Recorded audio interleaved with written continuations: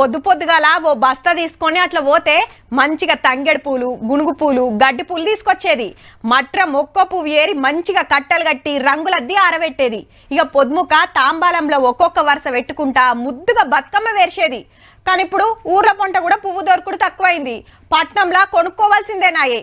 ఇప్పుడు గీ ముచ్చట ఎందుకో తెలుసు కదా, పండుగ దగ్గరికి వచ్చింది మరి.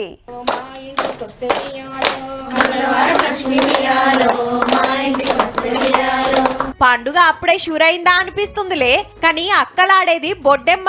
ఇది సుత 9 రోజుల పండుగే. బతుకమ్మ పూలతోటి వేరుస్తే బొడ్డెమ్మ మట్టితోటి ఊదిస్తారు. పుట్టమట్టితోటి గద్దెలు కడతారు.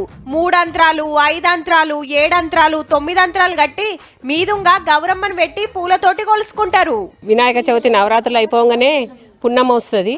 ఆ పున్నమ్మ నుంచి చిన్నపిల్లలు అందరూ బొడ్డెమ్మలు వేసుకొని చాలా వైభవంగా మాకు పెత్తరమాస 2 రోజులు ముందనగా ఇక బతుకమ్మ వేసుకుంటాము. గుండంల నీళ్ళన్నీ కోల్ కుంకుమలాయే కోల్, గుండంల నీళ్ళన్నీ కోల్ కుంకుమలాయే కోల్, కుంకుమ దోడించి కోల్ కుప్పలు పోయించి కోల్. వరంగల్, కరీంనగర్, ఆదిలాబాద్, సంగారెడ్డి జిల్లాల జోరుగా ఆడుతున్నారు 5-6 రోజుల సంధి.